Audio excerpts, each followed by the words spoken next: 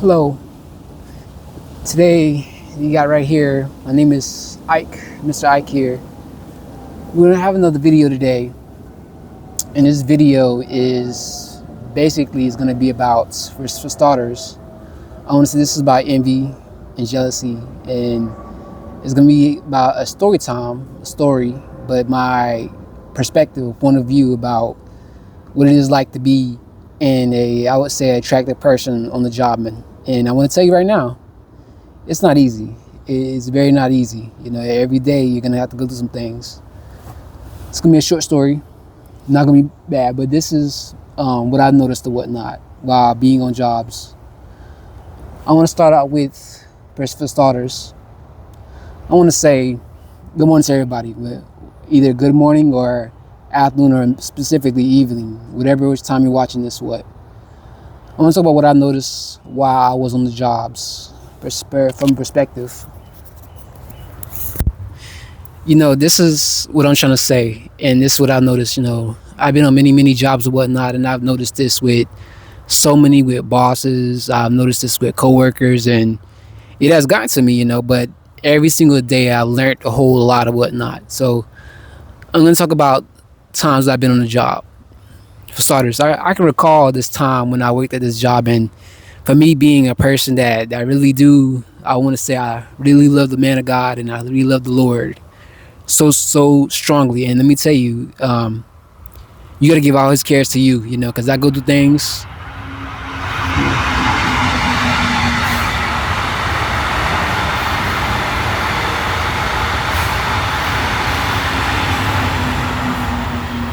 Mind that we all go through things and whatnot. We all do. And I tell you, I remember, if I can recall, time I was on the job and I was dealing with this guy. I want to say he was very narcissistic and whatnot, and everything and whatnot. But I've dealt with people, and I've dealt with a lot of jealousy, and I was told or whatnot from a standpoint, that you just being handsome, being a good looking guy, you got people, you got attractive people. There's attractive women. Women get a different, but I'm going to tell you the perspective from what I've seen and what I've noticed as an attractive man. Pretty privilege is actually exists. There's pros and then there's cons. The pros is you got a lot of people that they want to hire you, specifically grocery stores. But when you're an introvert, that's not the case. It's not a great time to be an introvert while working a job like that, because I've noticed a lot of people pleasing, and people pleasing is not very great, because you got to please people, but that's not what I would say the Lord wanted me to do. He's instructed me not to do it. And I have experiences that people always would come my line. I wouldn't say much, but I do recall how people would come on my line and they'll be like, hey, this guy, he just seems to be just a calm guy. It ain't just about looks though, but it's about a presence of this guy's attractive. It's something different about this guy. He has a way about him, and it's so different. He brings in my groceries. I did a very good job of doing it and whatnot. Studied the game, and I learned my craft whatnot, and that's important. A lot of people look at you and they be like, well, this guy's good. They always wanted me to go fast. They wanted me to go slow. However they wanted me to do, but I still managed to still keep doing it and whatnot. I was very great at my job. I enjoyed it many times. I love, one thing I used to love about my job when I worked in groceries or worked at a grocery store, I love putting on a uniform. I'll be honest with you, I love putting on my uniform. Uniform is great. Uniform, because I used to remember when I used to be a kid, well, I would say when I was in high school or middle school, and I thought about joining the Army, and I used to wonder why so many people that was in the Army, they would always say, I missed the uniform and whatnot. I missed the uniform. I never could understood, because I almost thought to myself, it would be just a lot more better if you just, per se, just say, I just love the experience and whatnot. I just love whatever the case to be like about it. But uniformity is great, because it gives you a sense of we're together and whatnot. And the best part I liked about uniform, a reason why I like uniformity, is because it's a decent thing to be in order, to be put together, whatnot. the aesthetic. They have aesthetic to them. You know, a lot of military, especially guys that's in the Navy, the Marines or whatnot, they have like these dress shirts, and it's something I like about, especially the Army. The Army has a little bit of dress shirts that I remember they used to have, if I can recall. They had the whites. They would have the white shirts, the blue with the white stripe going on, and the black shoes. You know, now it's different this day and age. But including the Marines, they had like their shirt. They used to have like this tan shirt, green pants, and they used to have the brown shoes. And correct me if I'm wrong. Anybody, correct me if I'm wrong in the comments or whatnot about the uniform. But they had a way about them. It was just a presence about them.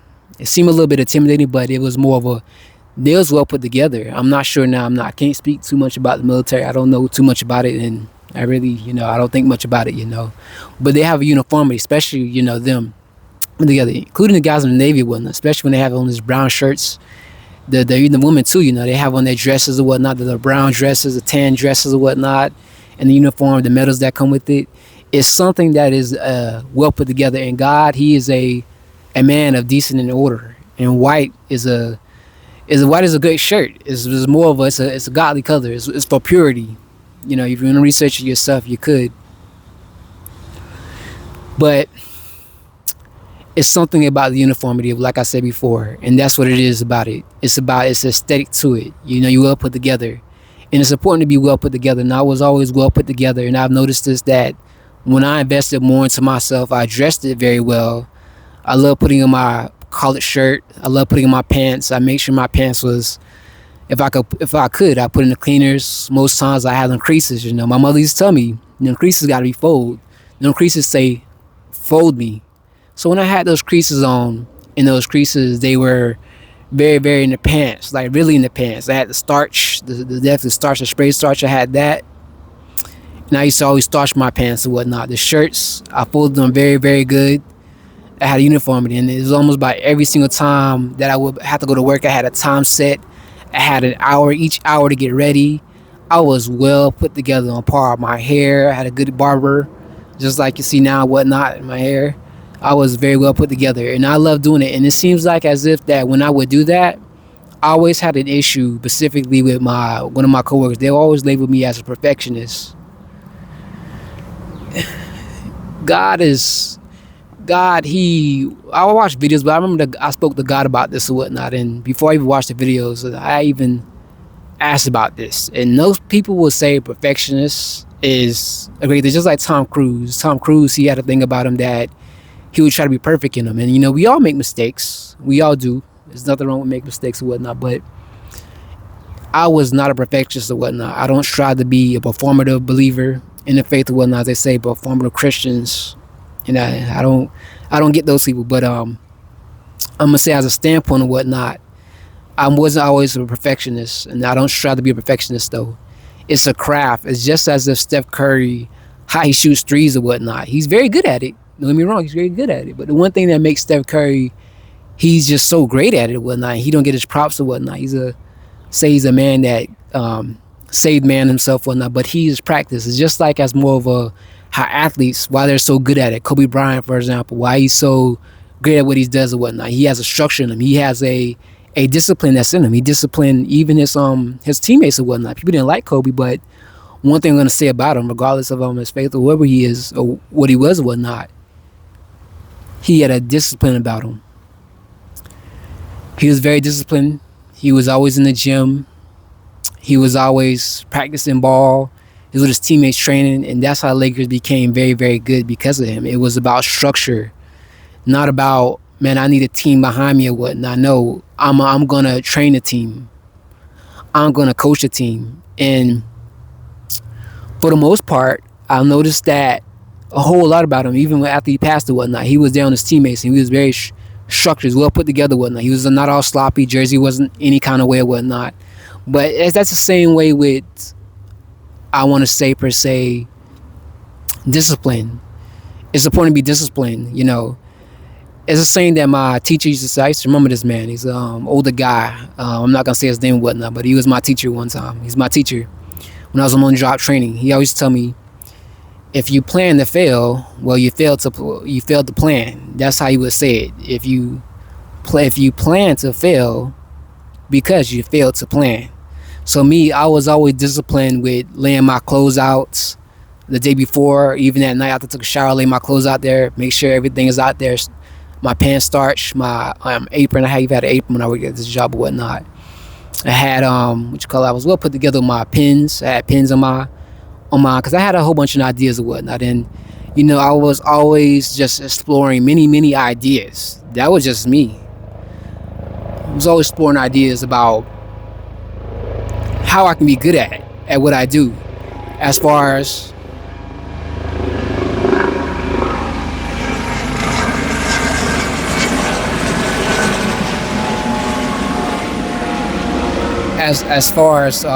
everything that I did or whatnot. I was very good at so many things at this job, but it's because of skill.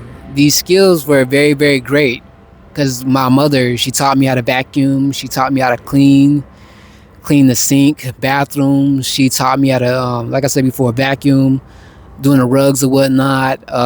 Let's just say, bagging I learned or whatnot. I was very good. They used to say, are you gonna be a one hit wonder, or are you gonna be a triple threat, or whatever you want to call it. But I was basically a triple threat. I was very good at my job, and for such a person being attractive, I always had coworkers would tell me, "Oh, you're a perfectionist." I had people tell me on jobs, "You're trying too hard, kid. You're trying too hard," and that was a jealousy of on their part because it was basically I was an overachiever. I wanted what was best. I did very. I wouldn't say what I did, but I want to say my actions speak louder than my words. So my words, people have words and they say things. I do this, I do that. I don't go that route. I will show you, but I'm not going to tell you though. So it just came from a point of them. They looked at it and just like, oh, the customer's always coming to his line.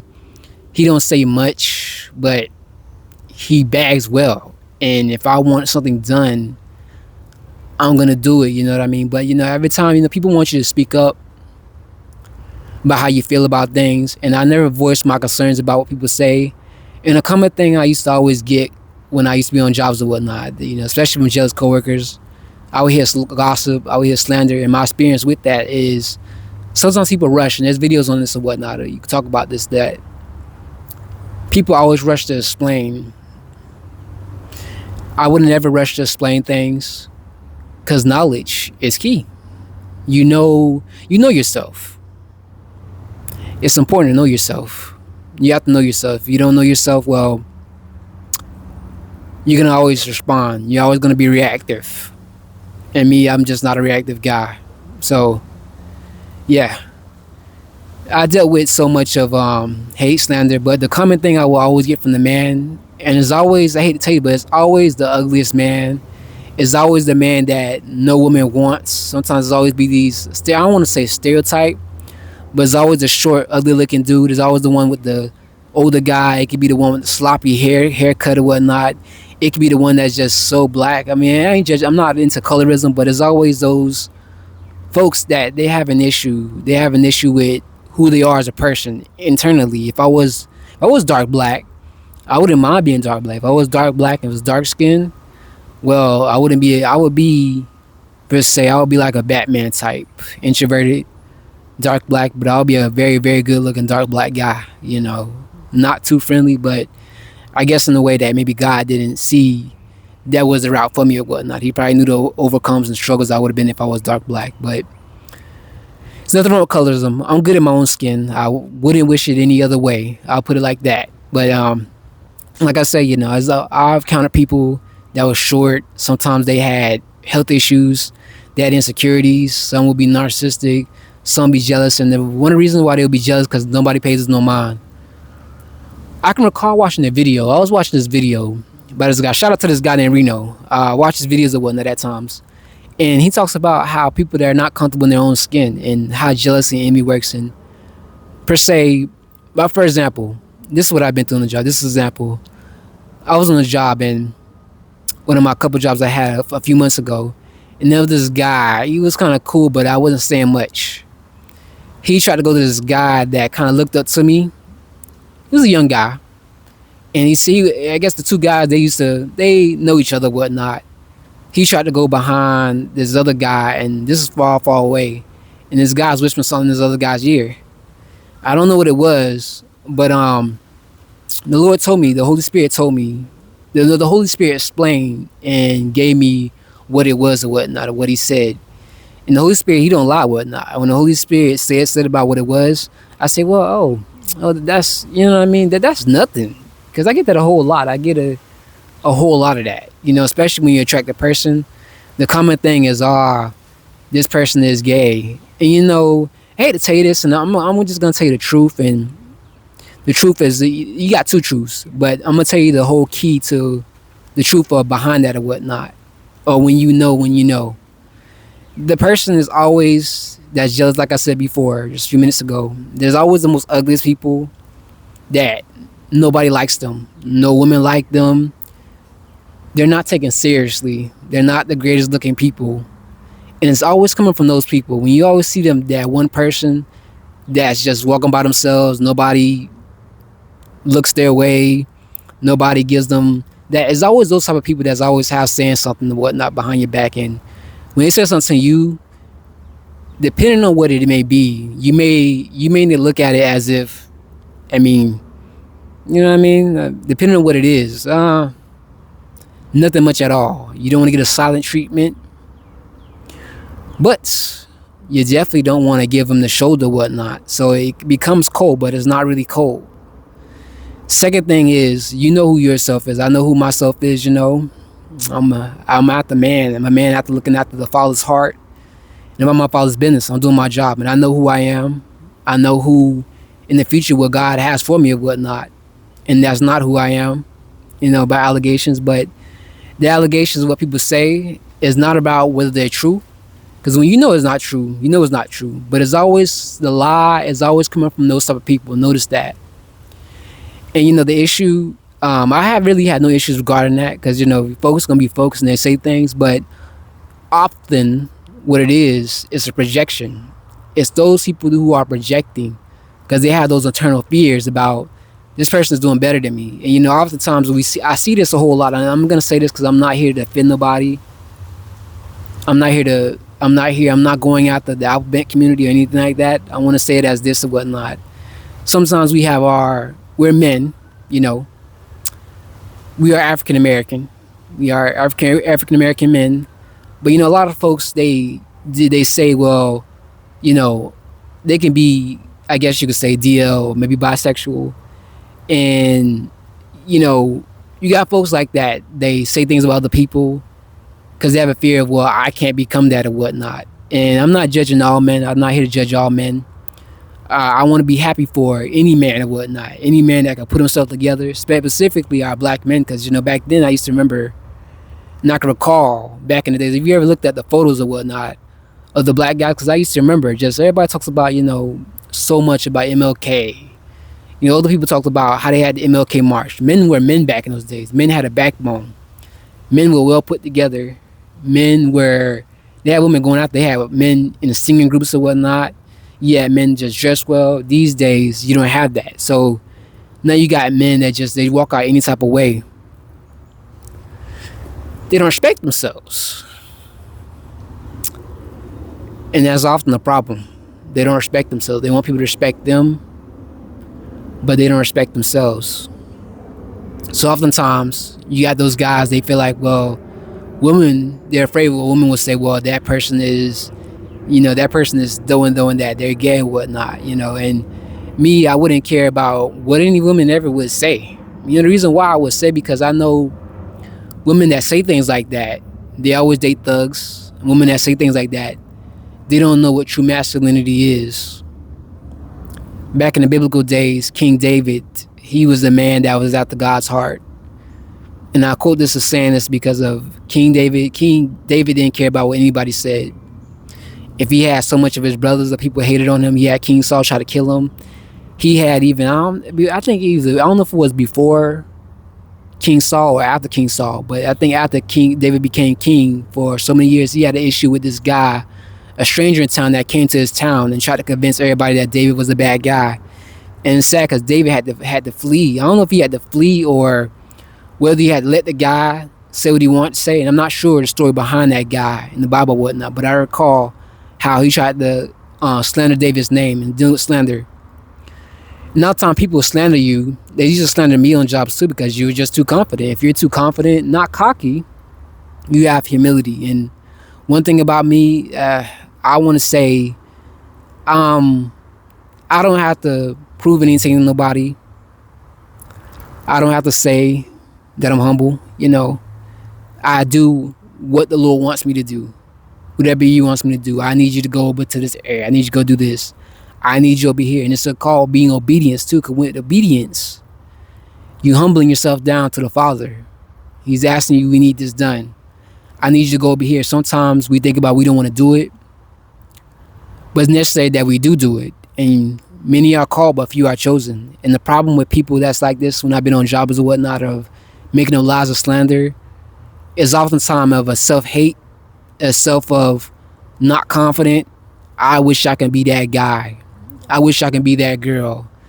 That girl is always this, that guy is always that.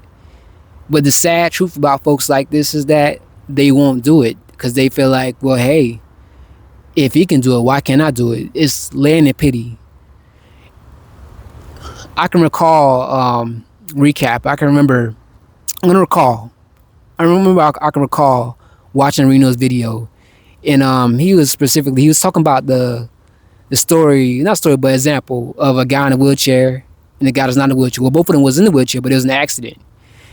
He said that one guy, he was in the wheelchair, and then he needed physical therapy. The doctor said he wouldn't walk again. He kept trusting in God. He trusted in that, in the Father, trusting in the Lord, and eventually started walking. The other guy seen the guy walking. He's hating because that guy's walking again. Both of them was in the same car. Both of them got in a wreck, or both of them could have crashed into each other. Whatever the point may be, both of them was in a wheelchair at one point in time. One walked out and said, I'm going to trust in the Lord. I'm going to keep walking with Him and trust and believe I'm going to walk again. So he started walking again. The other guy's in the wheelchair. Man, I wish I can walk. I could walk again like that guy. But I'm going to be in this wheelchair for the rest of my life or whatnot. I'm not going to do anything. And that's why you got folks like this. They have self-pity. And I noticed that in people that are not confident these days. Because it's more about they want to fit in. There's nothing wrong with fitting in. But for a guy like me, I want to say from a youth, I was different. I always stood out. And I didn't know why, but I was just different. I couldn't fit in. Try so much best to fit in, and I just couldn't because I was not made to fit in. I'll put it like this. I was just made for God. I was made for His will. I was made for His agenda, whatnot, whatever He has for His kingdom, to reach souls. But really, the Lord really called me to be a leader, and I really didn't. I'll be honest with you, I didn't really want to be a leader. I really didn't expect myself to be a leader. I really didn't. I had leadership qualities and I didn't even know I had them, but I led by example. And I just didn't get caught up in so much stuff that was in the workplace. And when I'm called out to be out of this world, sometimes it may seem strange. People may look at you like, oh, you're weird. You're a weird guy. But in a sense, I was just different. I didn't have time to, per se, I didn't like playing around. I was always on the go. I make sure things were being done. But I just had confidence. And when you have confidence to get the job done, oftentimes you're gonna deal with this hate thing of, well, man, how come this is that? And from my experience of dealing with people, you got folks I've dealt with. I'm pretty sure people deal with this on the job too. When you're confident and you're competent, folks are gonna hate you. And oftentimes the reason why they hate you is due to the fact that they can't do the things that you're doing. And they're not willing to work on themselves. And when you got people that's willing to work on themselves, it's not about self-improvement. Self-improvement is good. It will help you. But in the end and whatnot, there's sometimes you got to compromise. And not compromise as far as being around the wrong people, but sometimes you got to talk to people. And most times I just try to keep it pushing. Because I realize there's alter motives that's actually in the workplace, and I've noticed this myself. I want to say per se, for example, I can recall this time when I was on the job and when I was working, had this person they would always try to extract information out of me. They ask me strange questions, and this question hurts me because the reason why I'm saying this is due to the fact that at the time when I was young, as a babe in Christ, I didn't understand the reason why. But now I know. I dealt with this, I guess, because people want to know. They want to know much about how you got here, what made you, what income do you make? They want to know about where you live. They want to know about where you're from. And this is dangerous. And I know a lot of people talk about this in the workplace, but you don't tell folks these type of things. And I've noticed this. The reason why people would say this and whatnot, because sometimes you be too buddy with them. You want to help people. And the word says in the last days that love of many will grow cold. I don't want to be cold. I don't like giving off a cold vibe. That's just not who I am. But I'm not going to deal with BS, nonsense, stupidity, and I'm not going to go along with wrongdoing. So you see folks that are struggling, you want to help people, and my mistake of trying to help somebody, it almost daily cost me my job. But when I try to help people, it's always sometimes people talk to you.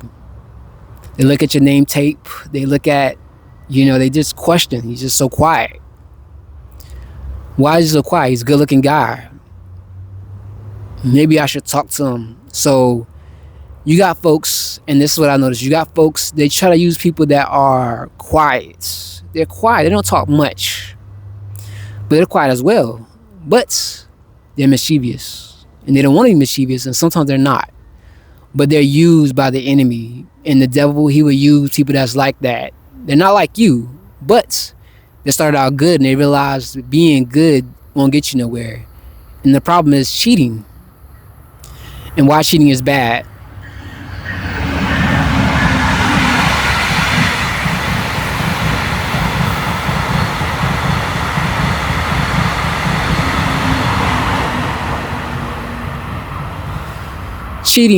What cheating would do would be you're going against the grain. Well, going against the grain of what is benevolent, not malevolent, but you're going against what is actually, they say good. In the last days it would say good is evil and evil is good.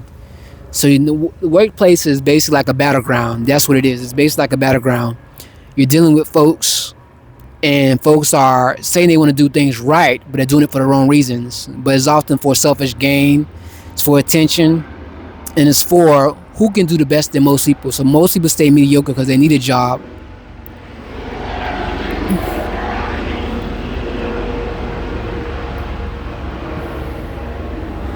Most folks won't rise because they really want to stay mediocre. It's more of a stay here, don't go above that. Because when you go above that, it's intimidating.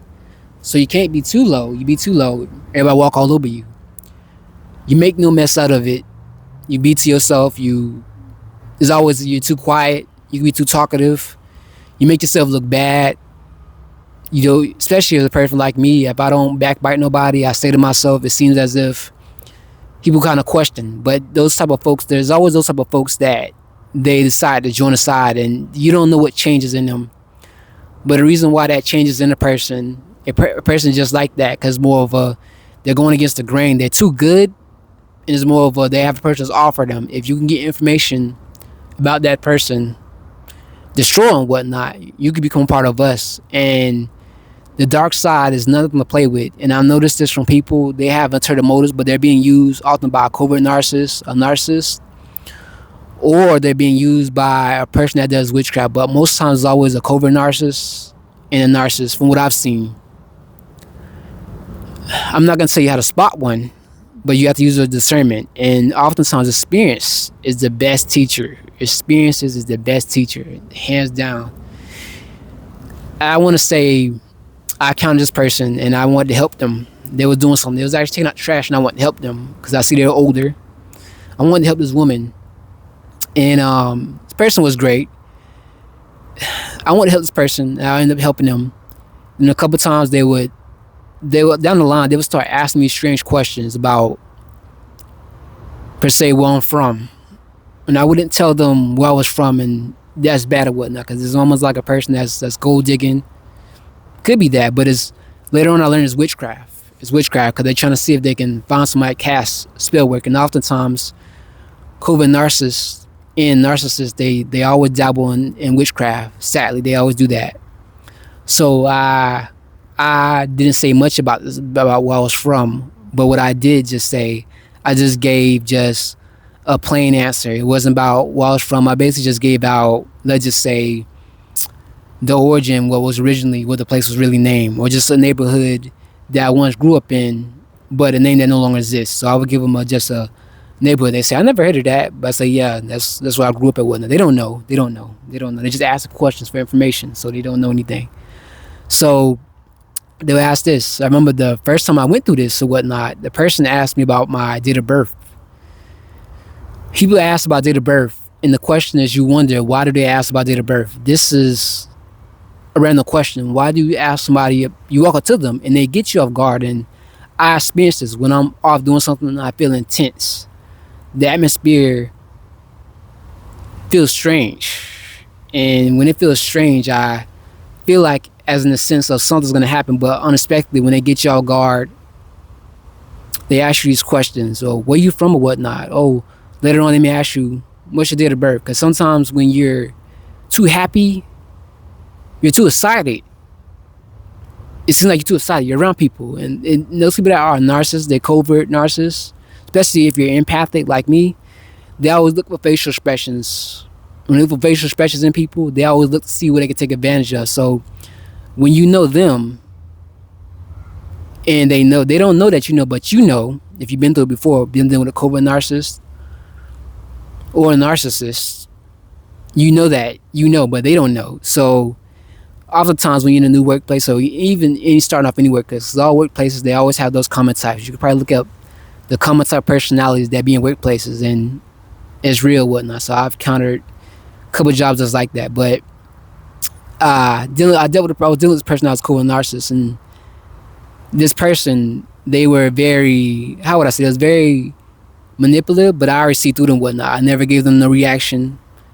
I never gave him no satisfaction. I always stayed away from him. And the Lord, the Holy Spirit would tell me, would explain to me, stay away from this person or whatnot. Be warned. Stay away from this person. So I always stayed away from this guy. He always would request help, or we need this item in here. I wouldn't ever go and supply this guy. When I needed to visit his unit, I would never supply him. And the reason why, because more of this person has games or whatnot. So I dealt with this or whatnot, and I had discernment and not to go this route with this person. So I would leave them alone. That's what the Lord told me to do, leave them alone. And that's what I did. The third thing I remember, I can recall dealing with this on the job, is oftentimes you got women lusting after you. So you have women lusting after you, and I worked many jobs, but I worked at a hospital, I worked at a convenience store, and I eventually worked at a grocery store. And then at times I would find myself working for places like Macy's, Ross, per se Michaels. I worked there, but I work in those type of things, and I even once tried to work at Home Depot. But like I say, long story short, I work these jobs, and there's women that lust after you, and lust is bad. And oftentimes when you don't feed lust, and you're a man that is focused, you're in a zone. That song by, can't think of the guy that says this song. I think it's called Fighting in the Danger Zone. And that's what I did. I was in the danger zone, but I was basically fighting. And this is a fight that all men, they lose this fight because they lust after so much women. And me, I wouldn't so much lust after women, because I know many of my people I went to school with, sadly, they have got somebody, the wrong type. And it's important to always vet the people you're with. You always got to vet people. You don't get anybody. You have to have discernment. And most important, if you are a chosen person, or a person that is of God, of Christ, you have to learn discernment. You ask for discernment from the Lord, and increase your discernment as you level up.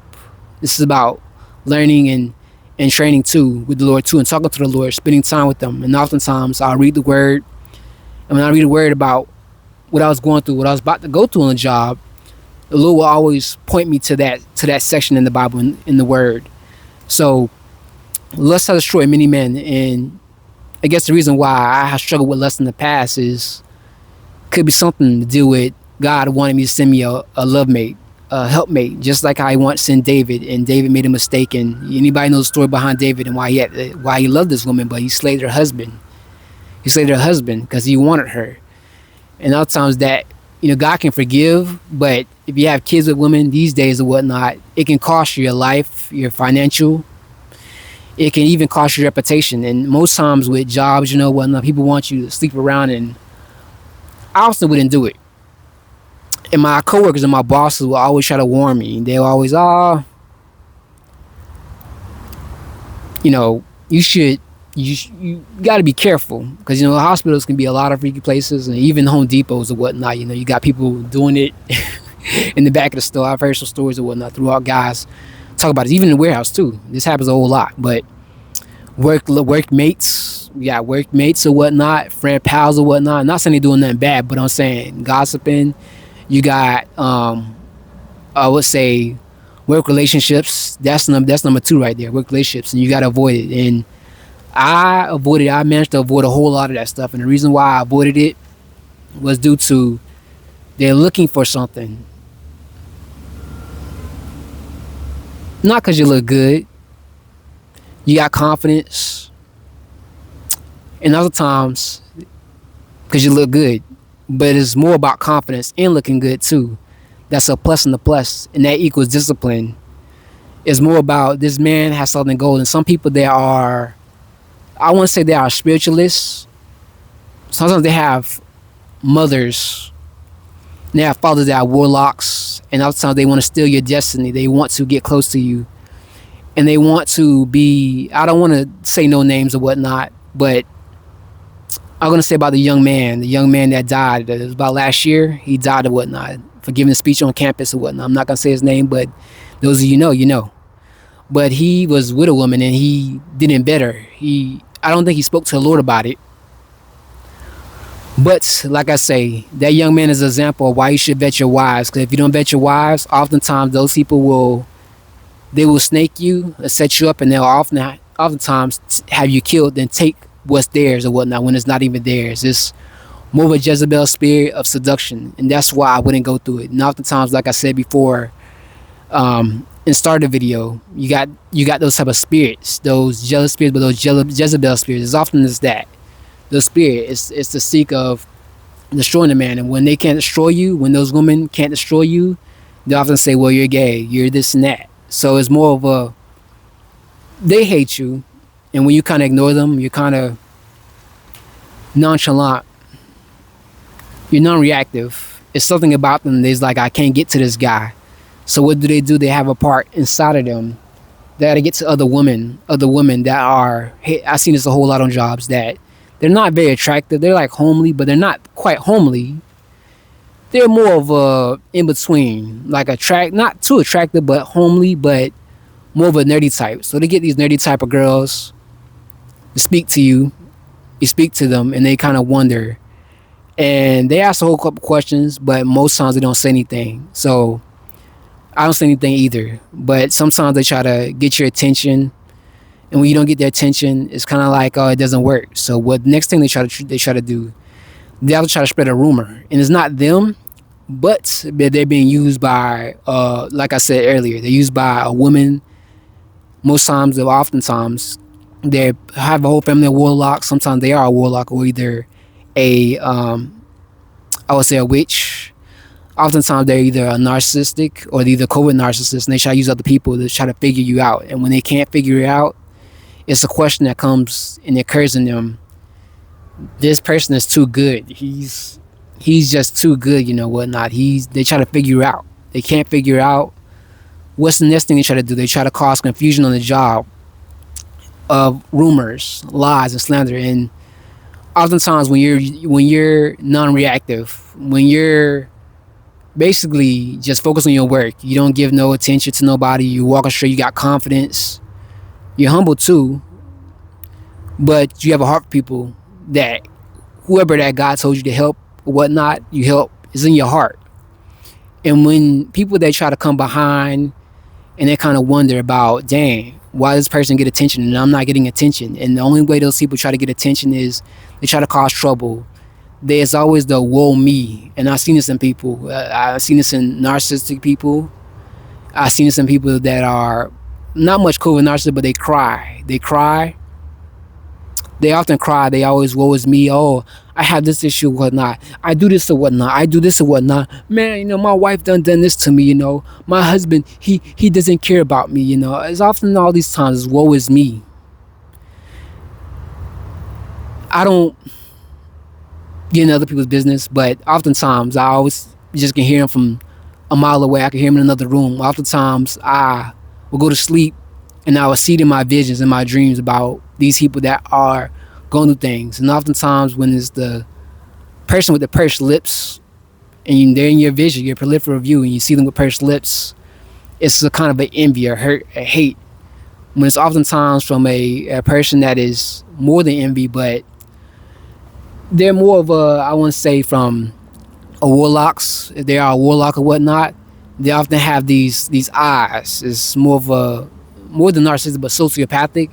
They have these jet beady eyes or whatnot. The haughty eyes, as the word will call it. They have these haughty eyes, and they're bent on destroying you, and they always jump you or whatnot. They have these eyes of, I want to kill this person. I want to hate this person so bad. It's envy, and I went through that on the job. But those type of people, they are the ones that complain about so much, and the reason why, because they have done evil, and once you've done evil got to come back onto you, because everybody say you reap what you sow, and that's what it is. Other people say what goes around comes around, but it's really what an eye for an eye, an ear for an ear, and it's also reap what you sow, because everybody say the universe, but it's what God says. It's a universal law. It's God's law, and that man above, he's not a man that he should lie. He can't lie.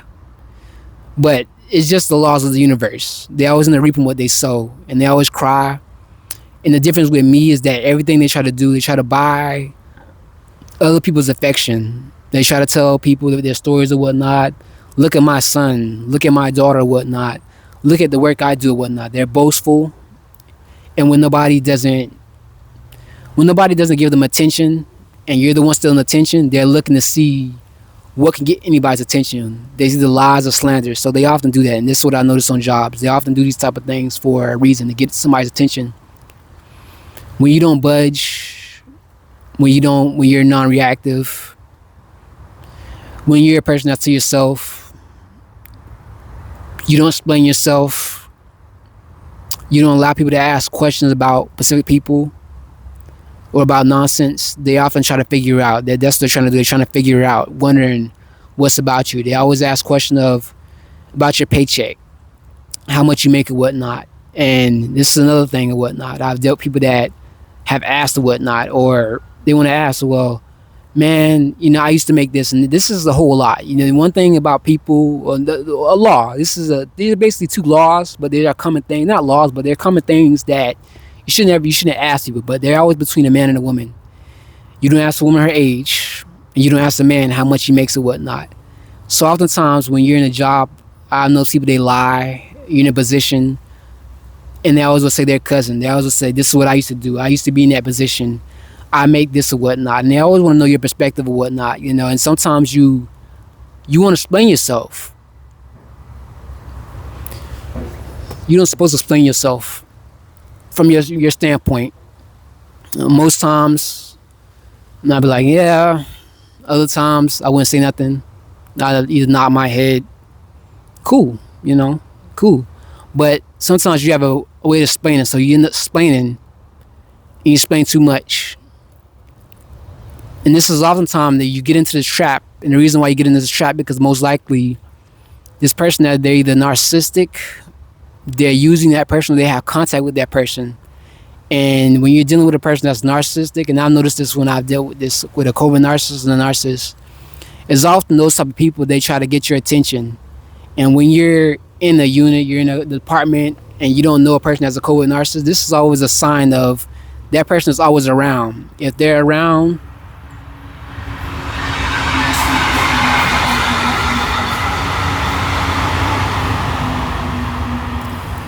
whether you know it or not, if you know we've seen both type of narcissists or whatnot, whether they're around or whether they was just there, there's often they try to use other people. Like I said earlier, they try to use other people to try to find things about you. And when that happens or whatnot, they kind of want to talk to you. And when you're a non-talkative person, when you're serious faced it, they often try to get other people. They get people. They get not bosses, but you want to say a person that's of mid rank. This can be anybody. This can be a team leader. This can be a person that's it could be a nurse. It can be, let's say, a coordinator on the job. Whatnot. They try to get those type of people that are there to do these jobs, but oftentimes you notice or whatnot, they're always around. They're always around, and they don't want to be used like this, but it's always those type of people they try to use. They try to use other people to try to talk to you, and sometimes they try to use people that are on a lower level. Let's just say it could be patients. It could be a person that just got there. It could be that quiet person. It could be the person that needs love. And oftentimes the Lord, He knows you yourself has a great heart. He knows you have a great temperament. He often sends people your way. And this is a test of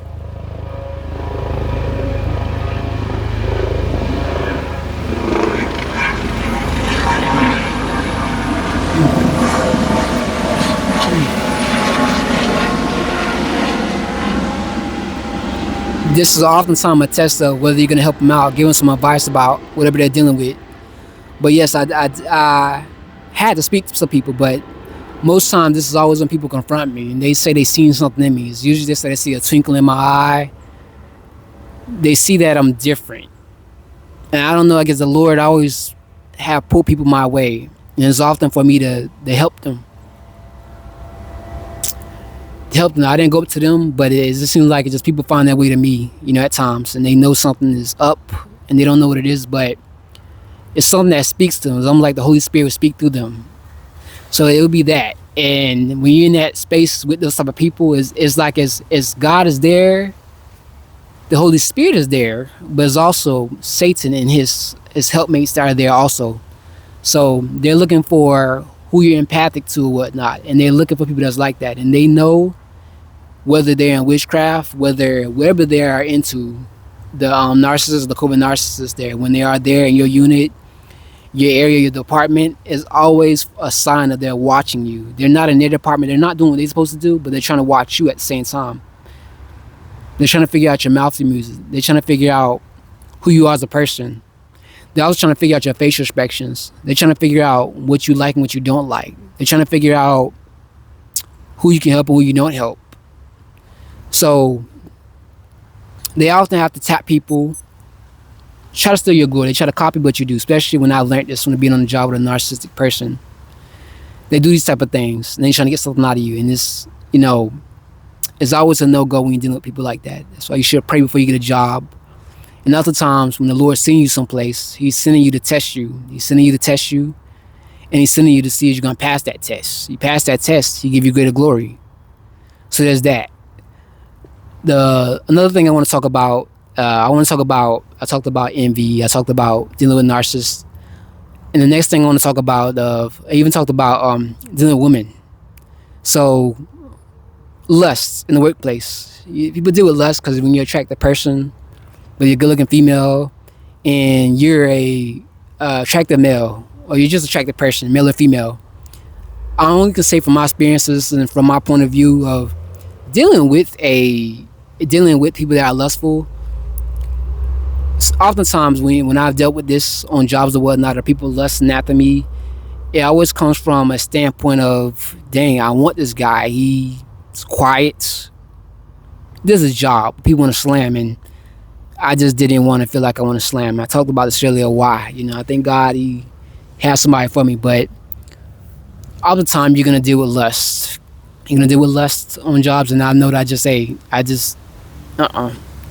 So, as I talked about in my previous, I talked about that already of lust, and I just wouldn't. And all the times you deal with this from coworkers that if you don't give them no mind, you don't give them no attention, they feel like in a sense of, well, he don't like me. You kind of ignore them, and that makes women want to wonder more. It makes them want to chase after you more, and I don't want nobody chasing after me.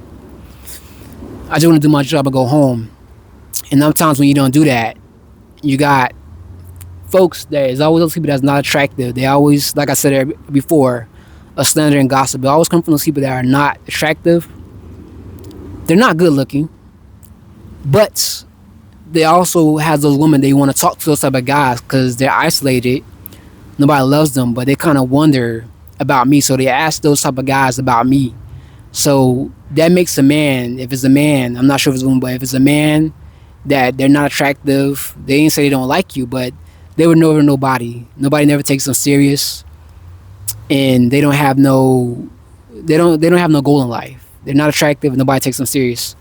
Women will always go to them and ask them about you, and they always ask like, dang, I like this. How could I get his attention? But they want to give advice, but then they try to be your friend. And other times when you don't say much, because you don't know people's motive. And I've been through this on jobs when dealing with folks like this, when you don't say much because you don't know what to say. I'm just looking for the motives of why you speak to me. I know nobody doesn't speak to you. I would like to speak to you, but I'm not opening up. I'm trying to figure out your motives or whatnot, and I'm trying to hear from the Lord too, as also. So there's also people that are trying to block you from hearing from the Lord. They try to distract you, whether you're on a phone call. Sometimes they would sit near a table next to you.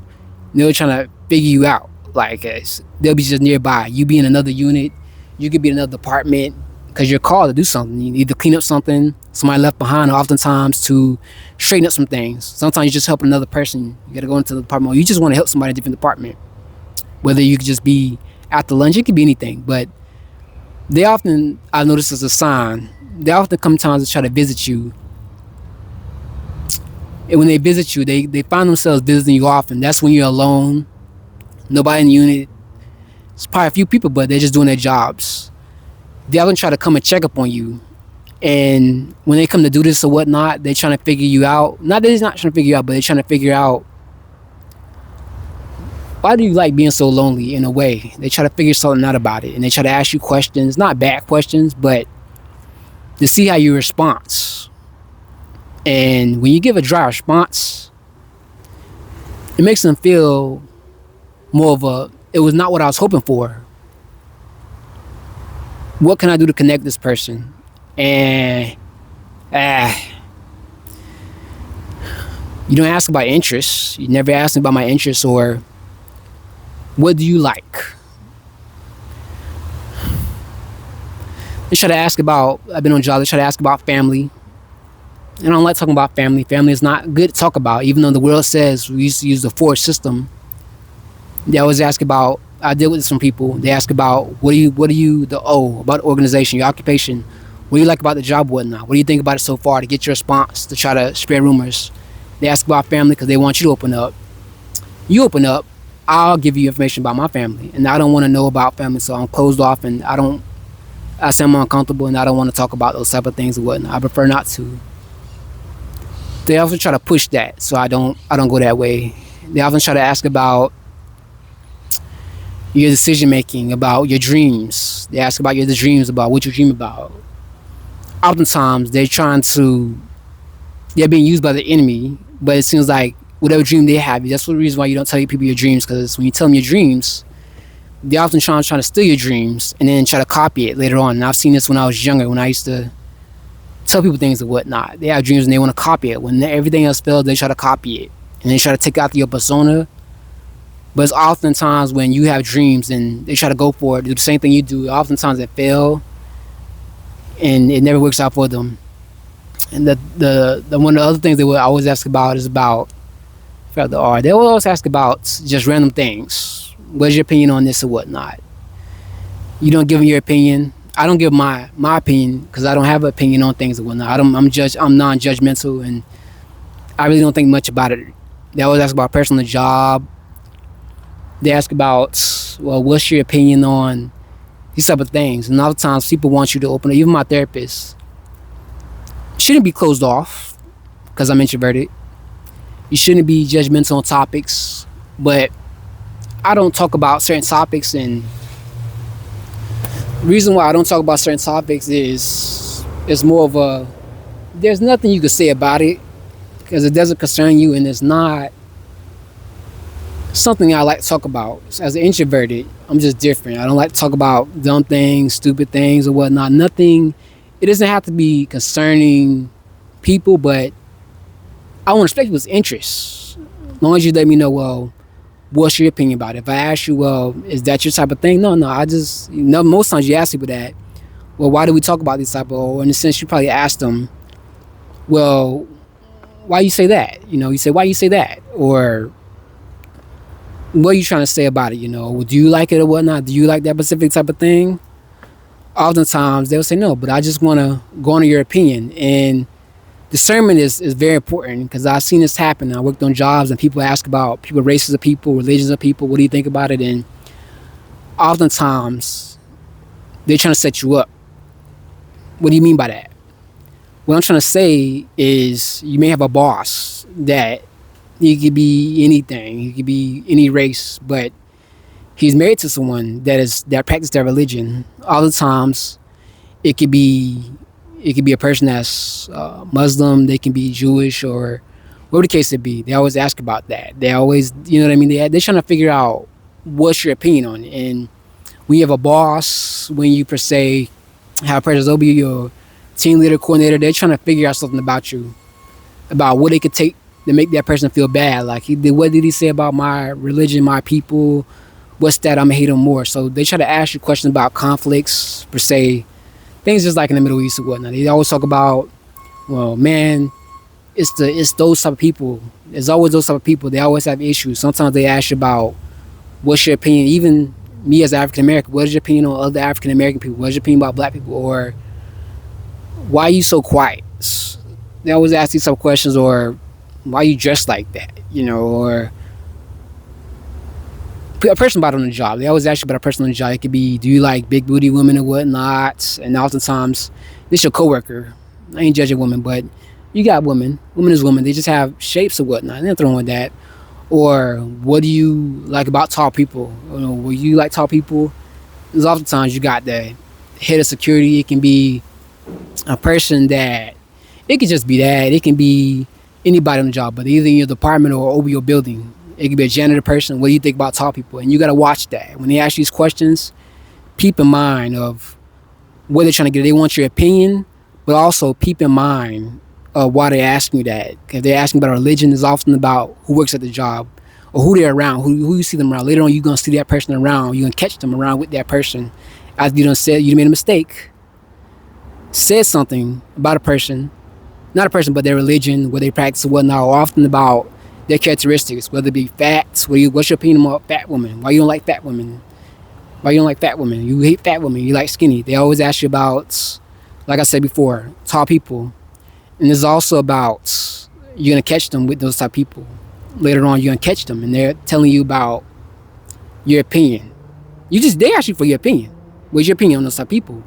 But you find them with that type of person. And when you see them constantly back, they're basically setting you up to make that person that's already insecure about who they are, whether they're too tall, whether about their religion, their race, or oftentimes about their characteristics. Or you're not a fan of, skinny women, anorexic women. You always find them with that person that's already insecure, and they're trying to set you up to make that person hate you and say, well, you hate skinny people. Well, I thought this, and when you're trying to go to them, they often get up and run. They get up and run because they feel like this guy hates me. I don't want to be around him. I hate this guy, so I don't want to, I don't want to be friends. If you can do this long term and get to know them and whatnot, oftentimes, well, they always ask you, and I've really been in this, but I had people that have been through this, and they say, I thought you hated this. You're like, what? I'm not too sure about that or whatnot. I'm not sure. Nobody never told me that before. Seriously. Nobody never told me that before. That's kind of strange or whatnot. I never heard that before. You know what I mean? Because it's true. Nobody never told me that. Why would they say I hate you? I ain't gonna say who told you that, but that's strange because nobody never told me anything. But you see it in your eyes. You see those type of people with those type of people, and when you get to know those type of people, they oftentimes you clear the air with them, and them that same person they come back later on. They realize that don't work. They're coming back. They're trying to find something that you don't like, so they can't get to you. You can do it two ways. You can, like I said, what I just said. You can either go that way, that works it out, but they're always going to the next person. And when you're kind of non-reactive and you don't let that person back in, you don't say anything about them or about anybody they're trying to talk about, you're a difficult nut to crack. So, as usual, they try to go with a slander or a lie.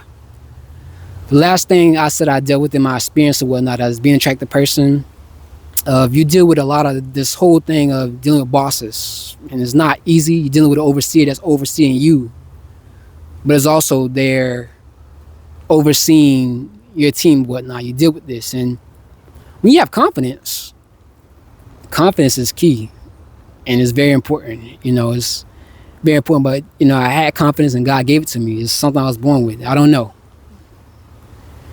acquired confidence, I want to say, but I had confidence in the guy. He just didn't have confidence, But I dealt with this on the job of per se dealing with a specific person.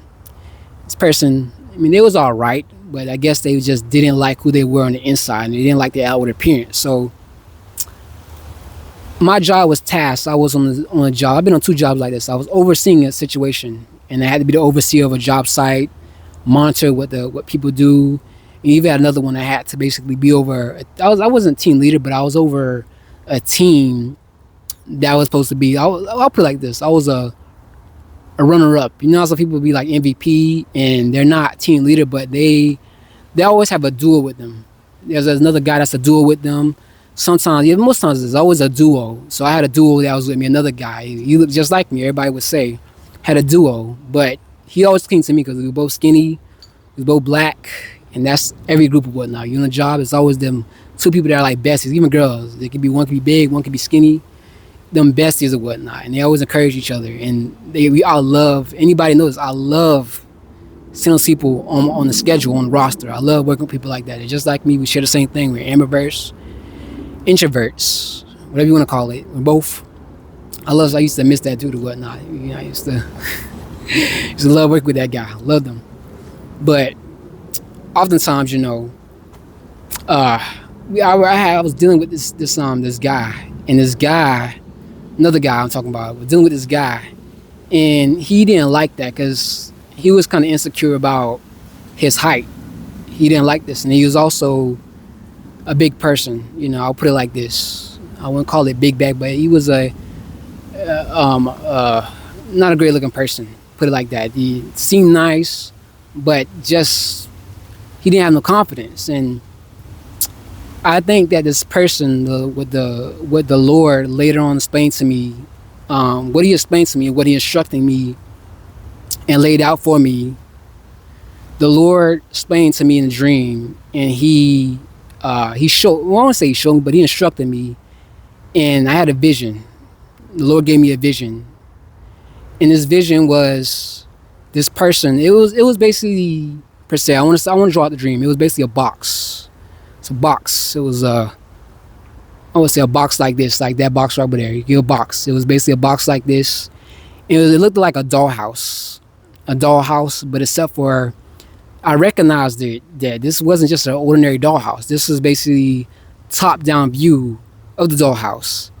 And this person that was over me, overseeing group, this person was put in the dollhouse. Like how we have dolls and the girls have dolls and they want to buy another doll set. They want to buy another dolls and they put the old doll away or put it out of view and they put the new doll sets in the house. But except for this person didn't like the hair of the doll. It could have been black hair and they wanted a blonde doll to be over the other doll that was in, I would say, in the lobby or in that particular room of the doll set of the dollhouse. This person was put there, and what the Lord was illustrating me and explaining to me, and I would say instructing me, is that this person was put in a position, but wanted to be an overseer, but was put in that position, be over the people. And the rest of the dolls, they all had orange hair. From what I remember, it was an orange hair type of Ken doll. Another one was a black hair. It was a black hair. I would say she was black hair. She was Caucasian. A blonde doll I seen.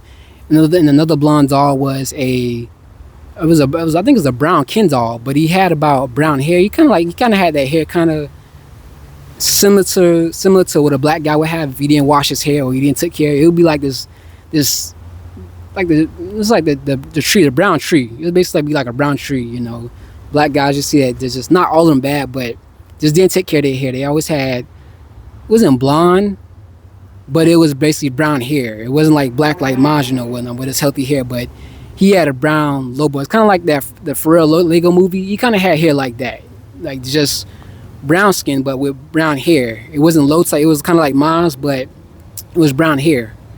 And the other doll, another doll, it was a doll that was a Ken doll, but except for blonde or ginger, this was a guy with brown hair, but he kind of had a hair similar to like Ross Lynch. That was kind of it was when he was I'm not it wasn't High School Musical. It was that TV show on Disney Channel. Shake It Up. He had kind of hair like that. So I kind of figured out what was this doll mimicking, what was the Lord showing me, and the Lord was showing me, like I said before, these are the people that once worked at this job that's sitting around this one doll that's trying to be over you. They're once employees of this place, but they're not here no more because they was at that table, and this person is trying to figure someone out, but figuring out how to take your ideas. They're trying to figure out what makes you so good, and they're just trying to fire people, but they take their ideas and they try to put it as their own. That's why they can't keep people at that job, because they basically would say they're advancing. But the issue with that was these are people that weren't covered under the blood, and they basically had their ideas stolen, but they would not say bow down, but they had issues going on with them of they was being dealt sabotage. They didn't know it. So this is what was happening on my job. I dealt with this side. My job was basically to oversee something. So I was on the job. My job was basically I had to clean up some certain messes or whatnot. And all the times I basically had to reorganize paperwork. So when I had to reorganize this paperwork, all the times I had a bin, a rolling. It was basically a rolling trash can. I basically had a rolling trash can. It was basically like a mini type of trash can. And I had to basically take these papers, and I had to put the paper that was basically that was in the stack. It wasn't a stack, but it was basically, I can't think of what you call it. Kind of like what teachers have, and you see this in the office when you're a little kid. I guess it was like a paper bin. It was stacked on top of each other. It was three. And after the co-workers got done cleaning, or anybody that was left in the office, they would basically have to organize paper that was being thrown away, no longer being used. All the times they'll shred them, but these would be papers where the ink would be on them, but they'll be faded out, meaning that there's no information on it. There's barely any there. There's sometimes there'll be blank papers supposed to be printed out, but they wasn't printed out. Oftentimes there'll be paperwork that basically, if they actually took the shredder, or the shredder doesn't work, or the shredder broke, they'll basically have to take this paper and just basically put it in that bin, and basically just have it put in the garbage can for eventually somebody downstairs either burn it or either just put it in a giant shredder. This shreds everything. I guess it's like trash. I don't know what you call it, but had to do that. I would find that my bin would be missing, my trash can would be missing, my rolling trash can. I would have to go all over this place, all over the office, trying to find this bin. And I couldn't even find this trash can. I couldn't even find it. Another thing that happened was we had a chat. It was a group chat. And this person, I didn't know was a part of this group chat, but they was there. I mean, I was told, but I couldn't recognize their name and whatnot. I know they named something else, but they had a nickname in there. I ain't know. Their nickname is the person, like I said before, that was overseeing. I mean, he wouldn't say much. Just give me a thumbs up emoji, and that was it. It wasn't much. Sometimes they'll give me a bullseye. When I thought about it, I did, but I had ideas because I used to work in this industry before. Just come in there all dressed up, sometimes with my polo shirt on. All the times I would have a dress shirt, but most times I like wearing polos because we're here in a hot climate. So I used to just wearing polos. I was well dressed up and whatnot. My polos was clean. I had me some OxyClean. I always had some OxyClean. I just had my clothes just white. Sometimes we had to wear navy, gray. That was like our colors at the job, whatnot. We had to wear that, but I had that, and oftentimes special days or whatnot, I'll wear blue. Like it's on a Friday. Everybody worked in the office. You know what I'm talking about. It's one of those days you can wear anything, but I just like wearing polo shirts. It's just something I like to do. Dress shirts. I gotta put it together. Gotta put a tie on. Gotta look good, and I can put myself together when I can. I just don't want to. It's too much work or whatnot, and not enough time. There's not enough time. I just don't have time for it. But this person, when I would say we need an idea for this, and every time I had an idea, it was a good idea. People agreed, so they actually fixed for somebody to have that thing in place or whatnot for me or whatnot, and for all the people too. Because I work in this industry, I know, and it's not because I'm cocky and I'm a know-it-all. I've been in this industry, so I know what's what. So this person, I'm pretty sure the people that was on morning shift, well, not morning shift, night shift, they said the same thing too. They didn't. I don't know what they said, but I know the Holy Spirit instructed me and told me it helped people. That thing, it helped that. And when the Lord told me, the Holy Spirit told me it helped. It helped that. It helped it. I didn't know what that mean when it popped up. When the Lord told me, when the Holy Spirit told me, it helped that. Helped what? But it helped that situation, same situation I was dealing with, but for the night shift, and that was morning shift. So they needed the thing that it helped what I needed. They didn't just need a regular trash can; they needed a bigger trash can. But they also needed a trash can along with it, because they have like this thing you could put on the trash can. I look it up for myself. I forgot what it was, but you could actually put a shredder. It was like a shredder you could mount onto the trash can. You can mount onto the trash can. You could do this. You can mount it on. But I guess it's like a wireless shredder. I guess it had a bit of battery power. You could put this onto the trash can, and as you go, you can drop the paper in there. Meaning, I guess in the sense of if it's so much of the papers that shredded or whatnot that couldn't be shredded or had to be shredded downstairs, the person that shredded them wouldn't spend all time that night. I had to get whole bags of them trying to shred them or burn them or whatnot. You wouldn't spend all the time. So I had an idea for a night shift. Well, I thought about it because I had to do it in the morning after everybody left that afternoon. Had to go do this type of stuff, and I had to put all these papers in. Eventually, the trash can would fill up. So we had a bag, but it was a trash can. It was a bag that was in the trash can. It was already on it, and it would fill up fast because the paper is paper. You can put it in there any type of way, but eventually it's gonna fill up. And this is me going through a whole bunch of the offices that was downstairs, upstairs, but it's basically my building. So I gave them the idea, and it helped them. It helped them, and oftentimes I wouldn't ask much, but I was always curious and just wanted to know. I asked the people, well, is there any improvement or whatnot? Just from the people in the building or whatnot. I had my floor. I worked on the third floor. Other people, they worked on the first and second, but I always ask them with your papers or whatnot. They say, huh? The papers. Did they help any? Like, is there any leftover paper? Like, is it better than before? And I only asked that like 2 weeks after that idea was there. You know, after I come up with the idea and things started proving, I asked them. And they're like, yeah. I mean, paper's been a lot more cleaner and whatnot. There's no leftover papers left over, because everything that was supposed to be in the little, I think it's called a placeholder bin. I don't know what you call it, but that was there. You always have them on the first bin, second bin, third bin, and you have the rest of the papers that's basically stacked. There would be like two stacks, one on the side of the desk next to it, and one that basically be on front of the yeah. So you have to have all those papers, stack of papers. You pick them up like a sandwich, and you just end up throwing it in there. The rest of the papers, you just get them out the top, the middle, and then the one on the bottom, and stack them up like the ones that's already found that was already stacked up already, and just throw them in there. But the shredder made it easier, because when you had the shredder, the ones that were stacked, they was already stacked, pre-stacked the one on the desk next to the I think it's called the place. I don't know what you call it, the place or whatever it was called. That was on it. You could basically just shred those type of papers. So each office that was in that building or any other office, I think night shift had two. They had two buildings they had to do it. So the paper that was often found in the thing, there wasn't much to whatnot. They would basically use it and shred those papers only. The rest of the papers they could put in there. So when there's a whole bunch of papers, the person had a giant shredder, and they'll basically just shred out, just put the bag, put it into the thing, and it'll basically be like a funnel. So the paper, when they would go in there, kind of like a factory, it'll go in there, it slides right in there and shreds or whatnot, instead of a whole bunch of paper in there and it's getting stuck. So it basically helped it a lot more better. I came up with that idea because it was just something, that idea, I just think, why can't we just have a shredder? It would basically ease the person, because I would see when I would go down to the basement, the maintenance man, the person that had a job over doing this or whatnot, he would often complain like, so much paper, what are you gonna do with all this paper? That's a waste of paper, whatnot, you know. And I didn't put my insight on it. I mean, hey, a job is a job. I mean, he was getting paid a lot of good money. He was getting paid, what he was getting paid $14 to $23 a week. He started as a young buck working this job, and he's a little older guy. He was about at least about 42 or 43 years old. So he'd been doing this for a while. But he was complaining, I guess it was hard on his arms, and he was a little veiny, not too muscly. It was just like me, a little veiny, but he had a little muscle like in the arms or whatnot. I guess it's a tricep, bicep, whatever you want to call it. But yeah, he was that.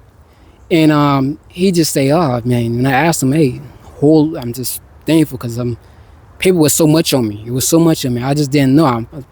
Thankful that they finally came up with it. Thank the man above, and I just didn't know what to think of it or whatnot. But something that the Lord gave me the idea, so I just said, well, we need that idea, whatnot, and there was that. Second thing I came up with, on the job, I say we need to have an option. We need to have an option as far as for sticky notes. When they put sticky notes, instead of just having sticky notes on what we had to do in the office about what we had to do, wouldn't it be better? Wouldn't it be better if we basically had a board? Because I used to see these boards. When I had this idea, because I was just looking at things like this, I was just curious about technology. I wanted to go into IT at one point in time. But they had these boards of whatnot. I used to have these boards, and these boards would be like a Promethean board, but they'll be clear. They'll be see-through. So sticky notes are good, but they catch your eye. For some people, they catch their eyes, but some people, they wasn't looking to adhering to what their tasks were on the job or whatnot. After you had to clean up, or after you had a task to send paperwork down to first floor to second floor, they didn't want to be the type of person that just forget that. But all the times they would do like at least 4 of the objectives, because there's a total of 5. They'll do 4, and they'll miss some of them. They'll basically just do 3, and 2 be left. So I say, what would be a lot more better? What would be a lot more better if they basically had they had basically all of them on a small, I don't know how big it was, but it was a small little Promethean board. Small little Promethean board they had in the office when it was large, but it was kind of like a small little TV you see at Walmart. That's cheap. TVs at Walmart, they go real cheap, and man, people want them. They want them things. They'll snatch them up real quick. So I say we need a board, and we need to put this board in a place where it's in the part of the office, but it's not blocking. It's basically the center view that's in the middle of the office, but it's just there. It's there where there's no shredded anything in the way. So I say, is this an objective for many other people to put there, or is it going to be objective for all of them? They say no, it's some. So I had an idea. I say we need to find a person that is good at that specific type of thing. We need to give them that type of objective, not just because they enjoy it, but it's better because they get it done faster. And we're gonna have a mix of them, and we're gonna have the team they're gonna have to do. They're gonna do that objective, whatnot, and the ones that if they don't like that objective or whatnot, we're not gonna find a solution of, well, you don't like it, you like it or whatnot. You're good at it, so if you're good at it, you're gonna do this. And oftentimes when they like another one, and they used to like something, but they want to switch it or whatnot, I would say, this week we're gonna have them switch to this. We're gonna have to switch to that objective. Second week, third week, we're gonna do that, and it will just be a week at the end of the year, at the end of the week, or the end of the month. We'll basically give both of them that. So we'll give both of the people that was there that objective one. We'll put their name on that objective, what they had to do. So they would do it. The guy who I was working with or whatnot, my overseer, for some reason, I don't know why, he just started ghosting me. I walk past him, say morning, I say morning. Other times I say howdy. He would put his head down and whatnot, and I guess that's more of a, I guess he probably saw I had confidence. I had more better ideas than him. He didn't like that. He couldn't come up with ideas, and this guy, like I said, he wasn't confident. He was not secure in who he was as a person.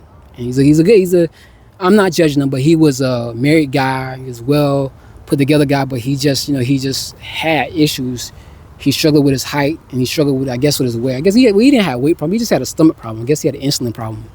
I'm guessing. Could be that. I wouldn't see him eat a whole lot. I think he would drink a lot of soda. He used to love Pepsi, and he used to love a lot of root beer. I see him drink sometimes in his office or whatnot. I don't judge him, Gotta have some sugar, but not all sugar is great. So that's what he was. I guess he's like eating so much calories, but that was him.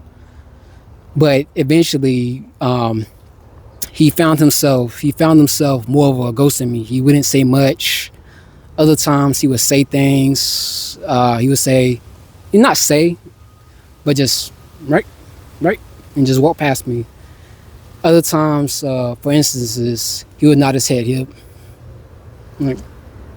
And I've noticed the people that would be behind him, people of other parts of the building, not our building, but in other parts of the building, they walk past me and they'll be kind of pissed off. and they would be like, they're like, anyway, I catch them off the side of their eyes doing this or whatnot. One minute they I mean, I can't believe workers from the other building. It's more of a, maybe they're mad because the guy that's over us, maybe over the building, he never gave them the idea. I'm not sure whether it's because of money issues or for the projects I came up with for that, to get them that. It couldn't go to every building. Maybe we just, ours was a test trial. So it's test trial. He kind of, I don't know where it's coming from, but people, they kind of wanted to somewhat be in our building. I don't know why. They kept trying to, I'll see people lined up at our building, want to come in there, whatnot, try to knock on the door, because I think knock on the door, it's like a little window, but it's a key card you have to get in there with. So they didn't have the access to that key. They didn't have the access to that building. They had to knock and let people buzz them in, because we work for the same company, but that building, they didn't want people to go from building to building. You know, I guess it was so much of, people did it in the past, so they didn't allow it again. So they just make sure that key card only worked for their building, for their first floor and their second floor, but for our building, it doesn't work. So you have to knock on it, get somebody to recognize them through the window and buzz them in. So that's what it would be for that situation. But they would kind of start being mad at me, like, as more of a, man, if only we had you, whatnot. If only, you know, where is this coming from? But it turns out this guy, he was having people to try to undermine me. So they had me switching. They wanted me to work their building sometimes in midday, and they wanted me to do the same thing I was doing in the morning, but except for they wanted me to come in midday, and I'll be doing this from midday to about, five in the afternoon. So I only work a few hours or whatnot, but the pay wasn't that very good, but I just want to do it for experience and whatnot.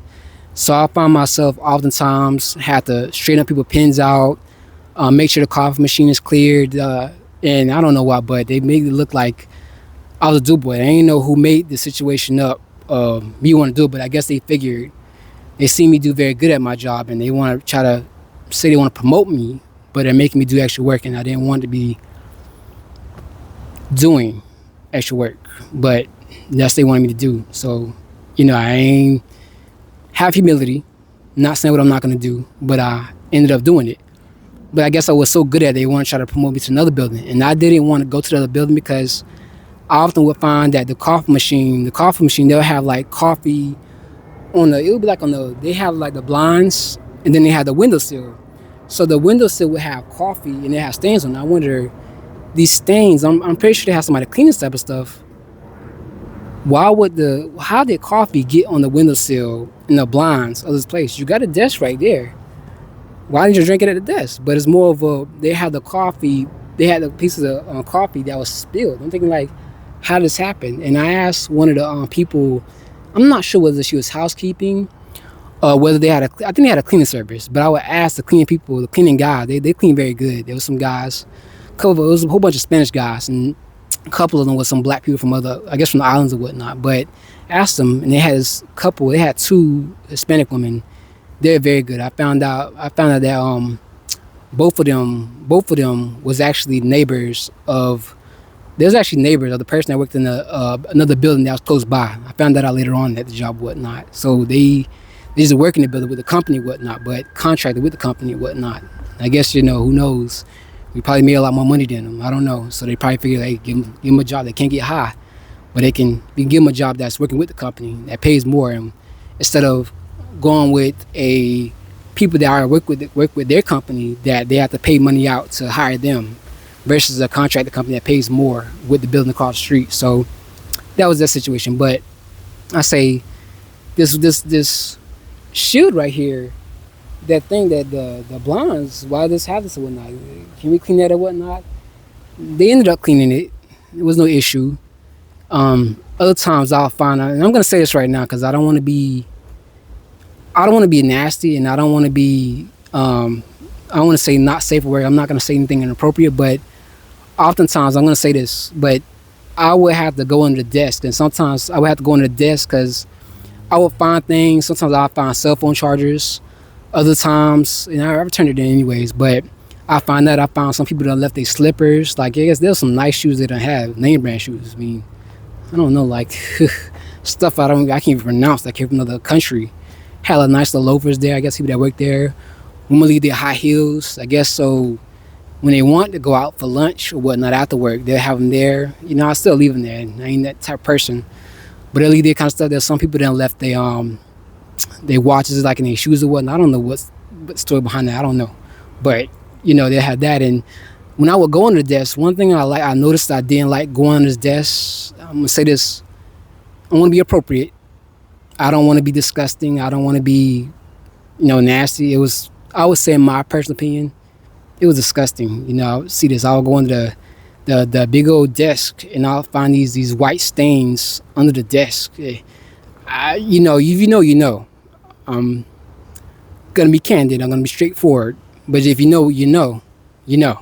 So I'll find that oftentimes they'll be wet. And I remember my part. I was wearing navy. It was basically a navy polo that day, and that white residue got on this part of my shirt. And I wonder like, what is? Cause I didn't smell it, but it wasn't until when I walked into one of the bathrooms or whatnot after I was gonna leave whatnot, and I saw this little white, you know what I mean, this white goo on my shirt. I didn't know what it was, but you know, we're men. Whether you're human, you know. But in this situation, what men do, it was disgusting. Found that.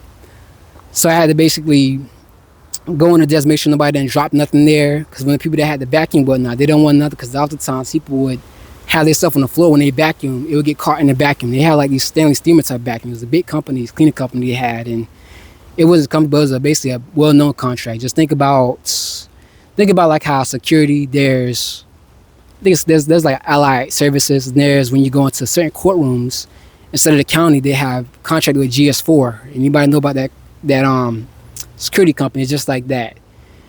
And there's just some they have bricks. They have brick security. It's just different type of security. But just think about it like that. There was basically more of a there's more of a GS4 type company. GS4 type meaning like it's a mid-tier company. It's high tier, but it's mid-tier. It's just well known, but it's reliable cleaning company. So people they'll be confident. Some women they'll leave like I don't know what you would call it, but it's like the women that have like these things they put on their head. I'm not sure what you call it. I can't think of what you call it. They'll leave that on the floor. I guess they didn't want to put it in there because they had so much stuff in the drawer. Like some of them was good, some of them was clean, some of them was just dirty. I find gum just all sticky in the desk drawer. I find that. Other times I find women. My mother, she deal with things, but women, this is a common thing with women. They have spit cups in there. I'm like, ugh, spit cup in there. I find that. Other times I find, pins that, I don't know how, but the pins, I guess the room wasn't hot, it was cold. So I kind of wonder, why do I find the pins that feel like they done exploded in the drawer? I find that happening. I'm just going to take a picture of it and make sure, show the guys that, make sure you let them know, the cleaning company, make sure you let them know that this is exploded in the drawer. Just let them know. Other times I'll find like toenail clippings.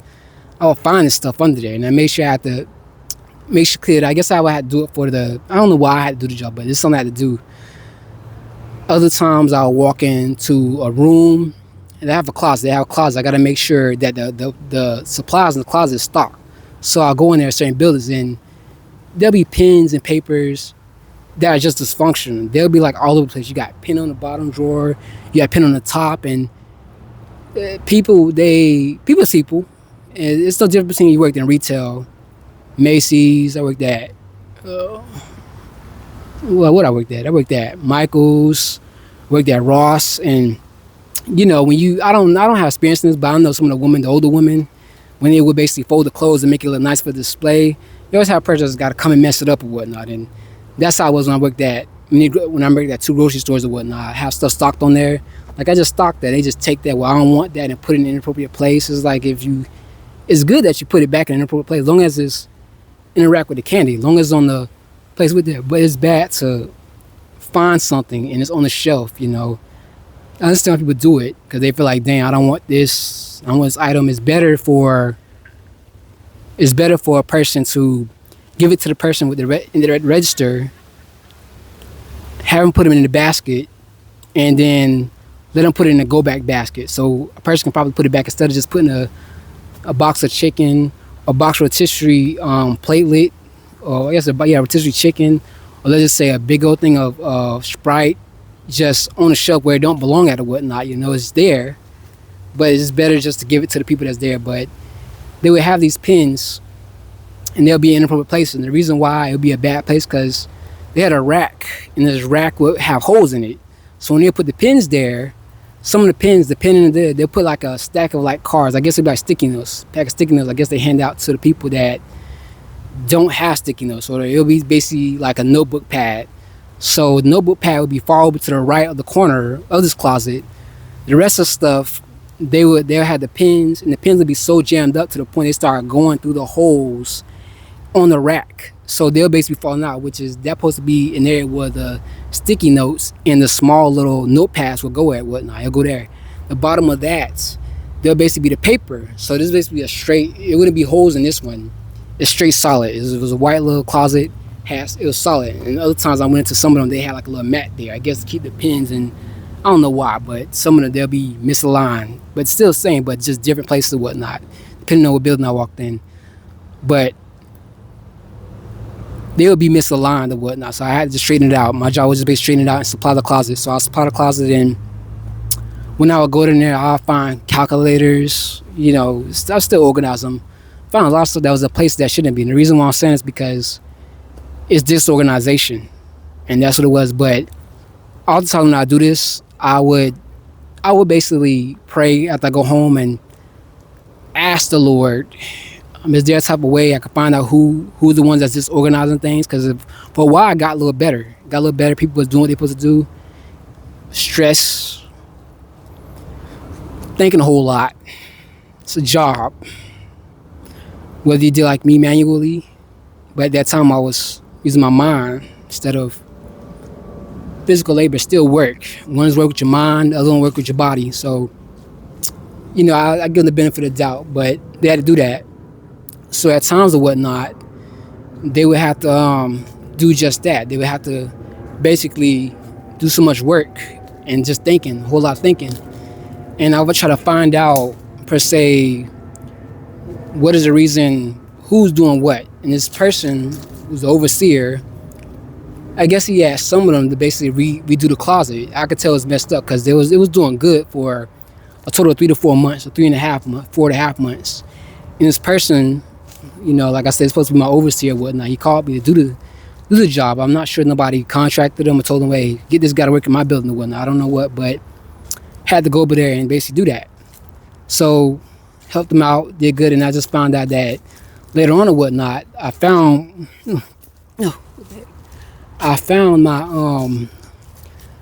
my overseer in this specific type of place. So I kept wondering to myself, why I see in this building or whatnot. He would see me, look at me for a glance, and then eventually, give me that look like,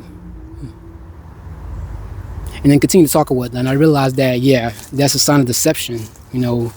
Why is he in that building or whatnot? He usually in my building when we first started working out with it or whatnot. I'm overseer. So I realized, I think that he was going against me to try to set me up. Whatever the case may be, that's what was happening. So I said to myself, well, this is dealing with envy. This guy, he envies me. And I think that one of the reasons why, per se, he envies me, because he's figured out, well, I came up with ideas. So he's figuring out how he basically tired me out thinking, but he never come up with these ideas himself. So he kind of hated that. So he had ghosted me, and Lord knows, Lord knows, he knows my heart. He knows what I've done, and had to throw in the towel, whatnot, because I had issues so much with my arm, so much of throwing the papers in a little bin, shredding them, holding them, and then try to shred them, make sure the shredder don't get stuck. Had issues with my arm. I had my arm got hit when I was on another job when the display case fell because it was so rusty. The display case fell, and they had these boxes on the top stock. It was top stock, and this box hit my shoulder. It hurt so doggone badly. I was in pain that one time, and pain, even with everything. I guess even me being skinny is like that or whatnot. It hurts, for me being bony, it just hurts. So this person, I was just overworking, doing so much, and I figured to myself, I gotta take a, you know what I mean? I gotta take a break when I so bad on my arms and just working, not overworking. Even had to do OT, and I don't supposed to do OT on a job like that. You know, it's only a part-time job, but I was even doing that. So what I want to just say here, whatnot, is that when you have those type of signs, you're dealing with that on the job. You're dealing with envy, and this is what you will go through when you're confident, when you're a good-looking person. People will kind of hate, they'll undermine you in those type of ways. You got to be aware of that. Pray, stay with the Lord, walk with them, have courage. Your situation may not be my situation. When you recognize those signs, you got to know how to maneuver them, and you got to know when you're in that situation, get out the way, stay out the way, and when it's time to go, it's go, because the Father, He has a better way to get you to where you got to go. His will and His ways are not our ways, and a lot of times we got to hear from the Father, because sometimes He's trying to block you from doing what you have to do. But trust in the Lord. Whatever He tells you to do, whether He tells you to leave that job because that's something better, you go for it.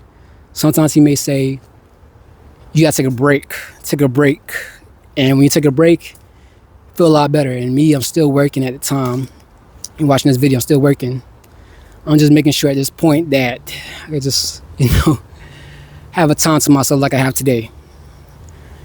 As of now, I want to thank y'all and any of my subscribers. You like what you see, you like the content, subscribe. Anyway, peace. Have a good afternoon or a good night, whatever time you're watching this. All right. See you soon.